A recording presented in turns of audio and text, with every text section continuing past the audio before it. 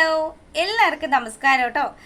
ചെമ്പനീർ പൂവ് സീരിയലിൻ്റെ ഇനി വരാനിരിക്കുന്ന ആ ഒരു സൂപ്പർ ഹിറ്റ് വിശേഷത്തിലേക്ക് എല്ലാവർക്കും സ്വാഗതം. അങ്ങനെ നമ്മുടെ അച്ചമ്മയുടെ ബർത്ത്ഡേ സെലിബ്രേഷൻ അങ്ങ് കൊഴുക്കുകയാണ്. അപ്പോൾ ഈ സമയത്താണെങ്കിലോ അച്ചമ്മ എന്തൊക്കെയോ ഒരു സ്പെഷ്യൽ ഗിഫ്റ്റ്, അതും അച്ചമ്മയുടെ മനസ്സറിഞ്ഞിട്ട് ആ ഒരു ഗിഫ്റ്റ് സമ്മാനിക്കുന്ന ആൾക്ക് കൊടുക്കുമെന്നും ഒക്കെ അനൗൺസ് ചെയ്തു. അപ്പം ഈ സമ്മാനം തങ്ങൾക്ക് കിട്ടണമെന്നും പറഞ്ഞ് വാശി പിടിച്ച് 3 മക്കളും കൊച്ചുമക്കളും ഒക്കെ ഇങ്ങനെ ഓരോ കാര്യങ്ങൾ ചെയ്തുകൊണ്ടിരിക്കുകയാണ്. അപ്പം നമ്മുടെ ശ്രുതി ആണെങ്കിൽ ശ്രുതിയുടെ അടുത്ത് പറഞ്ഞു, ശ്രുതി മിക്കവാറും അച്ചമ്മയുടെ സ്പെഷ്യൽ ഗിഫ്റ്റ് നമുക്ക് തന്നെ ആയിരിക്കും. നീ ഒന്ന് ആലോചിച്ച് നോക്ക്. ഞാൻ അച്ചമ്മയ്ക്ക് വേണ്ടിയിട്ട് നവരത്നമാലയല്ലേ വാങ്ങി വെച്ചിരിക്കുന്നത്. അതും പോരാഞ്ഞിട്ട് നീ ആണെങ്കിൽ അച്ചമ്മയെ ബ്യൂട്ടീഷ്യൻ ചെയ്തു. ഇപ്പൊ അച്ചമ്മ ഒരു 10 വയസ്സ് പുറകോട്ടങ്ങ് പോയിരിക്കുകയാണ്.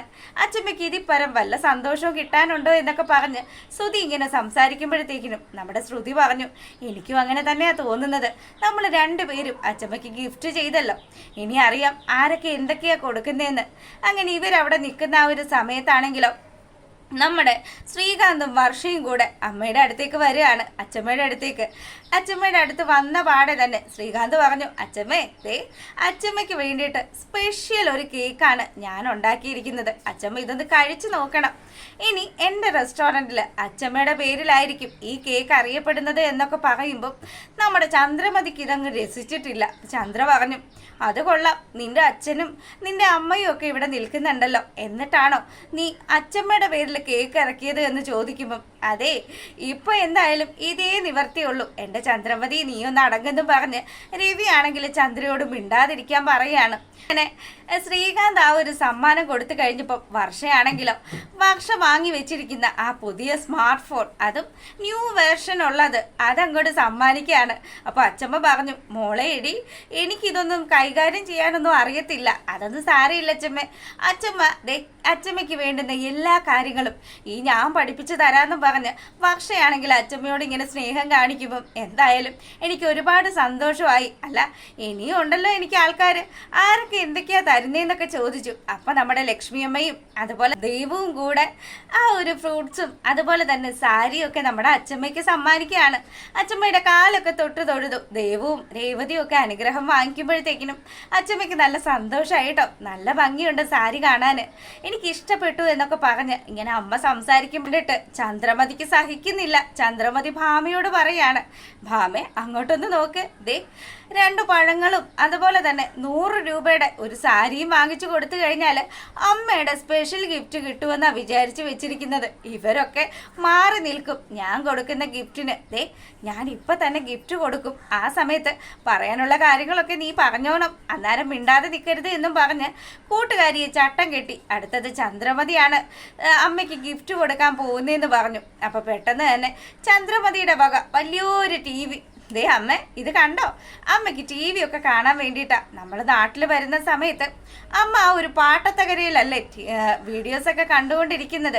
അതുകൊണ്ട് ഇനി അമ്മയ്ക്ക് ഇഷ്ടം പോലെ സീരിയൽ കാണാം, സിനിമ കാണാം, ഇഷ്ടമുള്ള എന്തും കാണാം. വലിയ TV ആണ്.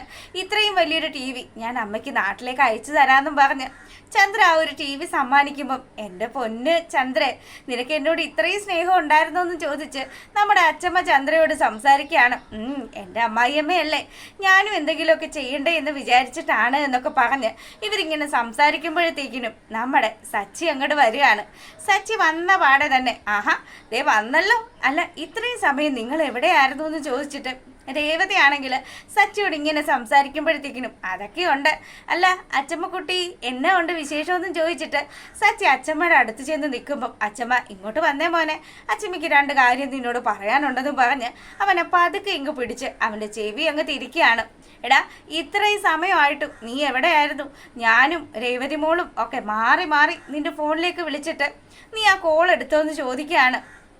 അയ്യോ എന്നെ കൊല്ലല്ലേ എന്നും പറഞ്ഞ് നമ്മുടെ അച്ചമ്മയുടെ അടുത്ത് സച്ചി ഇങ്ങനെ നിൽക്കുമ്പോഴത്തേക്കിനും, നീ എൻ്റെ പൊന്നു മോനല്ലേടാന്നും പറഞ്ഞ് അച്ചമ്മ നമ്മുടെ സച്ചിയെ പിടിച്ചങ്ങ് ഒരു ഉമ്മ കൊടുക്കുകയാണ്. അപ്പോൾ ഇതൊന്നും സഹിക്കാതെ ചന്ദ്രമതിയും സുധിയും ഒക്കെ അവിടെ അങ്ങനെ നിൽക്കുകയാണ്. അല്ല നീ പെട്ടെന്ന് ഗിഫ്റ്റ് ഒന്നും വാങ്ങിക്കാതെ ആണോടെ വന്നേന്ന് ചോദിച്ചിട്ട് നമ്മുടെ സുധി ആണെങ്കിൽ സച്ചിയെ ഇങ്ങനെ കളിയാക്കുന്ന രീതിയിലൊക്കെ സംസാരിക്കുകയാണ്. ഈ സമയത്താണെങ്കിൽ സച്ചി പറഞ്ഞു, ഗിഫ്റ്റൊക്കെ ഉണ്ട്, പിന്നെ അച്ചമ്മ ഒന്ന് കണ്ണടച്ചേ, ചെറിയൊരു 2 ഗിഫ്റ്റ് ഞാൻ കൊണ്ടുവന്നിട്ടുണ്ട്, അച്ചമ്മയ്ക്ക് ഏറ്റവും പ്രിയപ്പെട്ടതായിരിക്കും എന്നൊക്കെ പറഞ്ഞ് സച്ചി നമ്മുടെ അച്ചമ്മയോട് കണ്ണടക്കാൻ പറയുകയാണ്. അങ്ങനെ സച്ചി 2 പ്രായമായിട്ടുള്ള അമ്മമാര് നമ്മുടെ അച്ചമ്മയുടെ ഫ്രണ്ട്സാണ്. ഇവരെയും കൂട്ടിയിട്ട് അവിടെ വരുമ്പോഴത്തേക്കിനും അച്ചമ്മയാണെങ്കിലും തൻ്റെ കണ്ണുകളെ വിശ്വസിക്കാനേ പറ്റുന്നില്ല. അങ്ങനെ മോനെ സച്ചി, ഇവരെ നീ എങ്ങനെ കണ്ടുപിടിച്ചു എന്നും പറഞ്ഞ് സച്ചിയോട് ഇങ്ങനെ ചോദിക്കുമ്പോഴത്തേക്കിനും, എൻ്റെ പൊന്ന് കലാവതി, നിന്റെ പിറന്നാളാണ് ഇന്നെന്ന് അറിഞ്ഞിട്ട് നിന്റെ കൊച്ചുമകൻ വന്ന് വിളിച്ചു കഴിഞ്ഞാൽ ഞങ്ങൾക്ക് വരാതിരിക്കാൻ പറ്റുമോ? എത്ര വർഷമായിടി നിന്നെ കണ്ടിട്ടെന്നും പറഞ്ഞ് അച്ചമ്മയുടെ അടുത്ത് പോയിട്ട് 2 പേരും കൂടെ അച്ചമ്മയെ കെട്ടിപ്പിടിക്കുകയാണ്.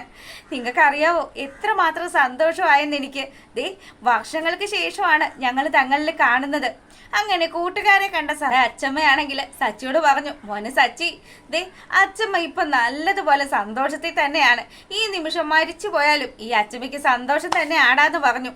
അങ്ങനെതാ ആ ഒരു സീനൊക്കെ അവിടെ നടക്കുമ്പോഴാണെങ്കിലോ നമ്മുടെ സുധിയാണെങ്കിൽ, അല്ല ഇത് എന്താണ് ഇവിടെ നടക്കുന്നത്, ഇത് ഏതൊക്കെയാണ് ഈ കിളവിമാര് എന്നുള്ള രീതിയിലൊക്കെ ഇങ്ങനെ ആലോചിക്കുകയാണ്. ഓ അവൻ്റെ ഒരു കണ്ടുപിടുത്തം എന്നൊക്കെ പറഞ്ഞ് നമ്മുടെ സുധി ഇങ്ങനെ പിറുപിറുക്കുമ്പോഴത്തേക്കിനും, അല്ല ഇങ്ങനെയൊക്കെ ആണെങ്കിൽ ആ സ്പെഷ്യൽ ഗിഫ്റ്റ് നമുക്ക് കിട്ടുമോ എന്നുള്ള കാര്യത്തിൽ ഡൗട്ടാണ് കേട്ടോ എന്ന് പറഞ്ഞു.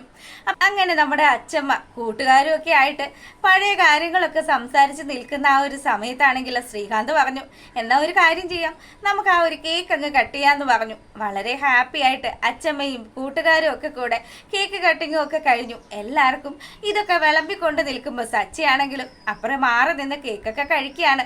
അപ്പൊ സച്ചി നമ്മുടെ രേവതി അടുത്ത് ചെന്നിട്ട് ചോദിക്കുന്നുണ്ട്, അല്ല നിങ്ങൾ ഇതൊക്കെ എപ്പോ ഒപ്പിച്ചു, നിങ്ങൾക്ക് ഒരു വാക്കെങ്കിലും എന്നോട് പറയായിരുന്നല്ലോ എന്ന് ചോദിക്കുകയാണ്. അല്ല ഞാൻ നിന്നോട് പറഞ്ഞു കഴിഞ്ഞാൽ അച്ചമ്മ എങ്ങാനും നിന്റെ അടുത്തുണ്ടെങ്കിൽ അച്ചമ്മ എന്താണ് ഏതാണെന്നൊക്കെ ചോദിക്കുമല്ലോ. അപ്പൊ നീ സത്യങ്ങൾ പറഞ്ഞു കഴിഞ്ഞാൽ അത് ആ ഒരു സസ്പെൻസ് പൊളിഞ്ഞു പോവില്ലേ. എന്തായാലും നിങ്ങളുടെ ബുദ്ധി ഞാൻ സമ്മതിച്ചു. എനിക്കും വലിയ വിഷമമൊക്കെ ഉണ്ടായിരുന്നു, നമ്മൾ അച്ചമ്മയ്ക്ക് ഒന്നും ചെയ്തില്ലല്ലോ എന്നുള്ള സങ്കടം. ദേ ഞാനും ഒരു കൂട്ടം കരുതിയൊക്കെ വെച്ചിട്ടുണ്ട് എന്ന് പറയുമ്പോൾ, നീ എന്താ കരുതി വെച്ചിരിക്കുന്നതെന്ന് സച്ചി വളരെ സ്നേഹത്തോടു കൂടി ചോദിക്കുകയാണ്. അതൊക്കെയുണ്ട്, ആ എന്തായാലും നീ അത് കാണിക്കുമെന്ന് പറഞ്ഞു. അപ്പൊ രേവതി ആണെങ്കിൽ തൻ്റെ ഫോൺ എടുത്തുകൊണ്ട് വന്ന് അതിനകത്തൊരു വീഡിയോ ഉണ്ടെന്നും ഇതൊന്ന് പ്ലേ ചെയ്യുമോയെന്നും ചോദിക്കുക.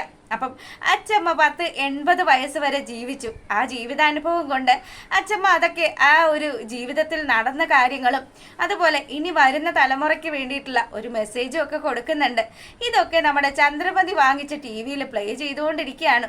അപ്പം ഈ കാഴ്ചയൊക്കെ കാണുമ്പോഴത്തേക്കിനും ചന്ദ്രക്കാണെങ്കിൽ കലി ഇളകി. ഹോ, ഞങ്ങൾ ആരും ചിന്തിക്കാത്ത ബുദ്ധിയാണല്ലോ കെട്ടിയോനും കെട്ടിയോളും കൂടെ ഉണ്ടാക്കി വെച്ചിരിക്കുന്നത് എന്നുള്ള രീതിയിലൊക്കെ ഇവരിങ്ങനെ ആലോചിക്കുക. അല്ലടി ഇനി സ്പെഷ്യൽ ഗിഫ്റ്റ് എങ്ങാനും നിന്റെ മരുമകൾ കൊണ്ടുപോകൂ എന്നുള്ള പേടിയിൽ ഭാമ ഇങ്ങനെ സംസാരിക്കുമ്പം, എൻ്റെ പൊന്നു ഭാമ, നീ നിന്റെ നാക്കെടുത്ത് വളയ്ക്കല്ലേ. ദേ അമ്മ തരുന്ന സ്പെഷ്യൽ ഗിഫ്റ്റ് അതെനിക്ക് മാത്രമായിരിക്കും.